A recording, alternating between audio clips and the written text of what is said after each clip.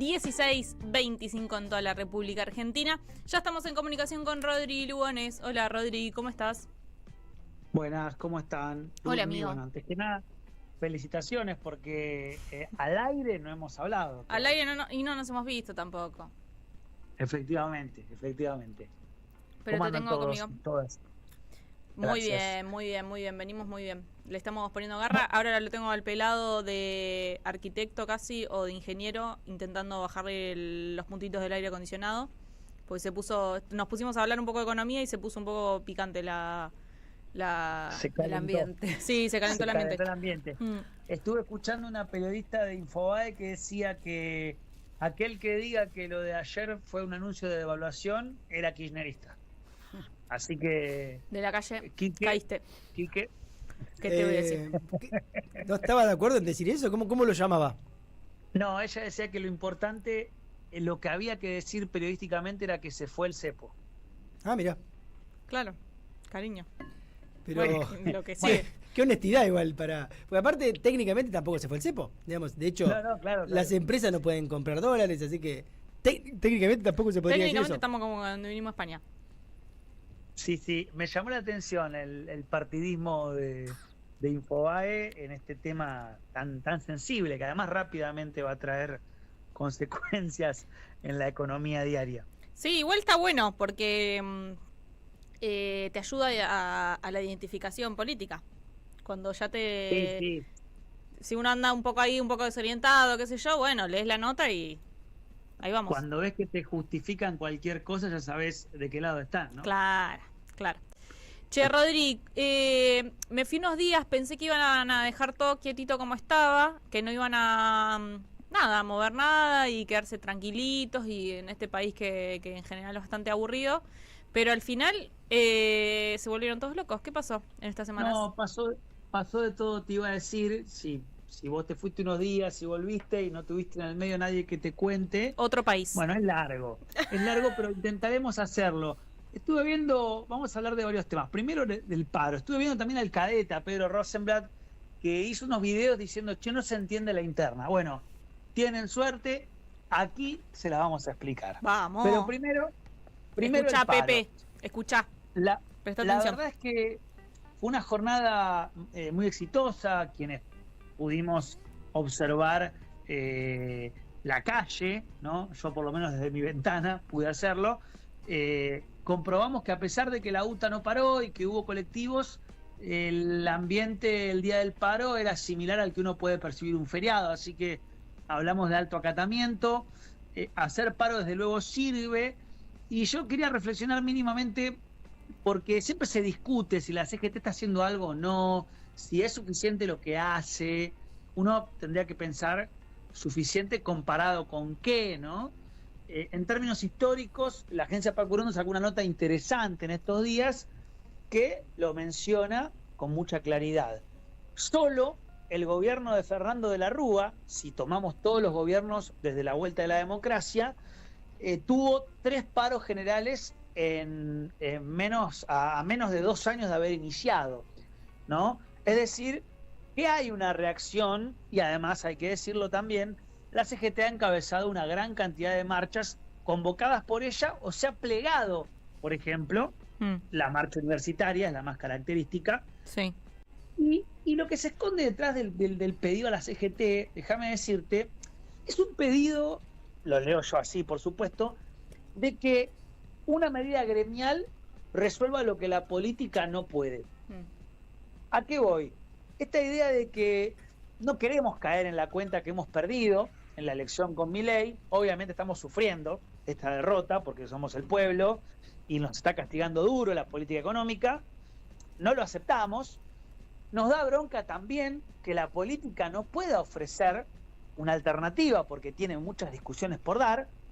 Nosotros tenemos esa idea algo cándida de que si la CGT adoptara una posición tipo cordobazo, en la que lleva una medida de fuerza a sus últimas consecuencias, y el gobierno de pronto, no sé, por ejemplo, se va, eso resolvería la cuestión política de fondo, que es poder presentar una alternativa de gobierno al proceso ultraliberal que comanda Javier Milei. Bueno, lo cierto es que el problema que tiene la Argentina hoy no es gremial, porque lo gremial, como sabemos, puede resolver un aumento salarial, reincorporaciones, puede afectar el margen de ganancia del sector empresario para marcarle algún tipo de advertencia, pero no puede lograr que la oposición política se unifique detrás de un programa económico alternativo y que dé una elección. En definitiva, Ojalá, ¿no? por más que la CGT haga todo lo que cierto imaginario de izquierda o de centro izquierda o progresista o de algún sector del peronismo quiere, bueno, después está la realidad de la fuerza política y ahí nos vamos a meter. Porque en estos días estuvieron pasando muchísimas cosas en relación a la interna que vive el peronismo. Por supuesto, hablo de la posición de Axel Kicillof por un lado y de la Cámpora / Cristina Fernández de Kirchner por el otro. ¿Sí? A mí me gusta pensar que este problema o esta diferencia, para los que no pueden entenderlo, se centra en la siguiente pregunta. ¿Cómo se va a repartir el poder adentro del peronismo de aquí en adelante? Si quienes hasta ayer tenían la centralidad, la van a mantener o tienen que correrse un poco para que otros actores que también están logrando representatividad, organización, tengan un lugar en ese reparto. ¿Sí? Por supuesto que nos encantaría unidad de acción, de concepción y, como enfrente tenemos a Milei, poder lograr rápidamente esto para poder reemplazarlo con un ciclo de bonanza, de economía peronista, etcétera. El problema es que en el medio lo que se cuela son las diferencias y las tensiones que no fueron resueltas y aparecieron en el gobierno de Alberto Fernández. Es decir, lo que estamos discutiendo todavía es lo que salió mal del Frente de Todos. Y aquí hay un punto fundamental, porque hay un sector que dice, las diferencias fueron económicas, ¿no? Alberto quería tomar un rumbo más cercano al FMI, ¿no? Y el kirchnerismo duro, bueno, no estaba de acuerdo y se lo señaló muchas veces. Que eso es parcialmente verdadero, podríamos decir, ¿no? Uno recuerda el IFE 4, era un planteo que hacía el kirchnerismo, pero también hay que decirlo, los métodos que encontró el kirchnerismo para decirle a Alberto Fernández que debía cambiar de rumbo no fueron efectivos. No lograron que el rumbo se modificara. Es más, mostraron a nuestra fuerza política altamente impotente. Eso requiere poder reflexionar sobre lo actuado de manera extremadamente crítica y decir, ¿cómo estamos construyendo nuestra fuerza política y cómo estamos pensando que debe actuar? La estamos pensando con, bueno, centralicemos en una fórmula que nos dé la victoria para luego, más allá de quién conduzca en términos institucionales, nosotros le pongamos la agenda desde el dispositivo que va a conducir realmente, o es una variante posible, o la otra es, che, puede que esa forma de pensar la política haya estallado por el aire, ¿no? Por ejemplo, uno, si se pone a escuchar las opiniones y demás, va a terminar un poco, digamos, en un berenjenal. Pero pongámoslo así. Si Cristina o Axel fueran presidentes o gobernadores, o gobernadora en el caso de Cristina, obviamente entiendo que a ninguno de los dos les gustaría que su propio poder legislativo, sus propios diputados, no acataran lo que piensan. Trasladémoslo a un municipio.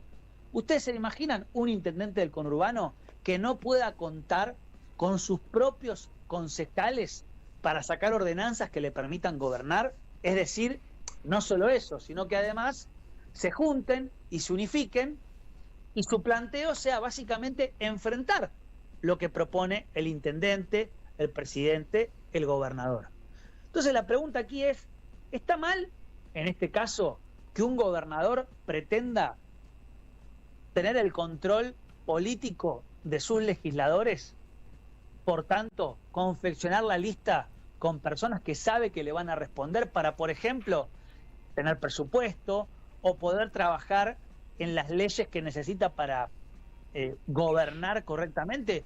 Yo creo que corriendo todas las cuestiones del caso, si lo pensamos así, comenzamos a entender de qué se trata esto, ¿no? Por un lado, la centralidad, dónde va a estar puesta, cómo se va a repartir el poder del peronismo aquí en adelante, y si institucionalmente corresponde que un jefe del Ejecutivo pueda, de alguna manera, controlar lo que hace el Poder Legislativo que responde a su partido. Algo tan sencillo como eso, ¿no? Bueno, parece que está medio complejo de ser entendido. Por Bueno, otro lado, fue una buena explicación. Yo repregunto ahí, Rodri, a ver qué me decís. Entonces, sí, vos planteás que esta discusión de la interna tiene que ver con la representatividad. bueno, en gran medida esa podría ser una síntesis, Digo, ¿no? porque Bueno, no hay una discusión fuerte, seguramente las hay en algunas instancias, pero digo, no es una discusión fuerte sobre un programa político o económico. no, es más, la columna de la semana pasada, que la hicimos, planteamos algo muy interesante, que es que uno por lo general cuando lee la política trata de ver las diferencias políticas a partir de diferencias de carácter económico. Sí. Sin embargo, ha ocurrido algo muy loco en este último tiempo, que es que los tres nombres propios que más circulación tienen en medios del peronismo, me refiero a Axel Kicillof, a Cristina Kirchner y a Guillermo Moreno, los tres tienen la mirada más parecida posible sobre el contexto internacional y, por ejemplo, el tema central que hoy estamos todos pensando en política internacional, que es Trump. Los tres consideran que el globalismo está cayendo y que aparece una etapa fuerte de nacionalismos proteccionistas. Algo muy loco, porque entre ellos tres hoy no están teniendo diálogo y tienen muchas diferencias. Y de hecho se pelean. Inclusive uno ha creado un partido y ha salido del justicialismo, del Partido Justicialista, para dar una discusión de fondo. Sin embargo, es una discusión de política práctica, de método. No están coincidiendo ahí, pero en lo general, en lo abstracto, tienen muchas más cercanías. Lo cual habilita una posibilidad de imaginar, cuando se resuelva un poco lo metodológico, algún horizonte de diálogo posible. Ludmi, yo quiero ser lo más sincero que se pueda porque es una discusión compleja. No me gustaría ser injusto, no me gustaría torcer deliberadamente con alguna trampa argumentativa la balanza. Quiero que lo pensemos, porque es un problema que nos involucra a todos. Por supuesto que todos estamos atravesados por pasión, la política se vive apasionadamente, pero también hay una realidad, es una discusión entre compañeros y compañeras, una discusión en un espacio de confraternidad que se está poniendo compleja y nos pone incómodos a todos. Los que entendemos la política, los que la vivimos, podemos tomar distancia, pero la comunidad, que de alguna manera la ve con la ñata contra el vidrio, puede enojarse mucho. Entonces hay que poder ser lo más ecuánime posible, claro, y tratar de entender qué es lo que está pasando. Yo creo que la mejor manera de pensarlo, o una de las mejores maneras de pensarlo, es que hay más de una forma de ser kirchnerista, hay más de una forma de ser peronista, y el peronismo está tratando de plantearlo. ¿Cómo puede? Por supuesto que esto implicaría, en términos prácticos, por ejemplo, que un sector que tuvo un monopolio muy fuerte y una hegemonía muy fuerte 20 años, se corra un poco, no del todo, no que desaparezca. Y en el poder, las discusiones por el poder, nadie se corre amablemente de ningún lugar.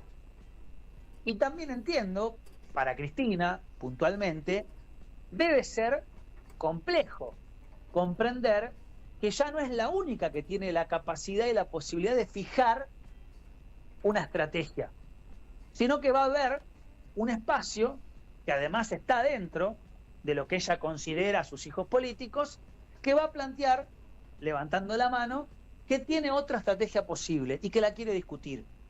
Eso creo que es un poco lo que está ocurriendo, es un poco cómo se da la discusión. En el medio sabrán que ayer a última hora, algunos legisladores provinciales intentaron presentar nuevamente un proyecto para que se desdoble, pero se chocaron contra más de 40 intendentes y la mayoría de las fuerzas políticas bonaerenses, incluso las opositoras, que estarían todas llegando a la legislatura bonaerense con proyectos que corren a las PASO, que las hacen a un lado. Es decir, las fuerzas políticas provinciales, las peronistas y las no peronistas, y 44 intendentes peronistas están planteando una posición que parece va a ser la que se imponga.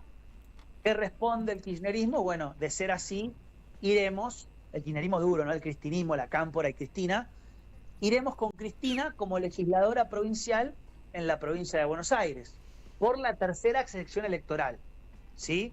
Que es la más numerosa en cantidad de votos. Sí. A esto hubo una contrarrespuesta de intendentes de la tercera que no descartan, afirman, ir ellos como candidatos testimoniales directamente para medirse en sus propios municipios. Por supuesto, es una situación muy incómoda, ¿no? Porque ningún puesto es menor para un militante, está claro, pero bueno, de alguna manera nos lleva a un escenario complejo. Yo soy de las personas, lo venimos diciendo desde el año pasado, que consideran que si se puede elegir, si se puede plantear la posibilidad de que un sector confeccione las listas a nivel nacional y otro tenga la centralidad a nivel provincial, podría haber un punto de acuerdo. Me parece que lo que se está esperando, de alguna manera, me arriesgo con esta última intervención, es que Cristina acepte que las elecciones serán desdobladas y que se pliegue a que no haya paso, es decir, a que no haya un eventual enfrentamiento entre la propuesta del gobernador Axel Kicillof y la propuesta de la Cámpora / Cristina y sus aliados. Veremos, Rodri, va a ser una semana cortita, la semana que viene, pero seguro Argentina te puedes llegar a sorprender y la provincia de Buenos Aires ni te cuento, así que veremos si tenemos más respuestas para esas preguntas que haces. Gracias, Ro, te mandamos un beso enorme y bueno, esperamos que te recuperes prontito para tenerte acá. Les mando un abrazo grande, gracias a ustedes, gracias por la buena onda, nos vemos el sábado de vuelta por este mismo Vaticanal. Te queremos, Rodri. Escuchamos a Rodri Lugones que nos hizo un resumencito semanal de la interna en este caso. Así que bueno, vamos a una tandita y ya volvemos.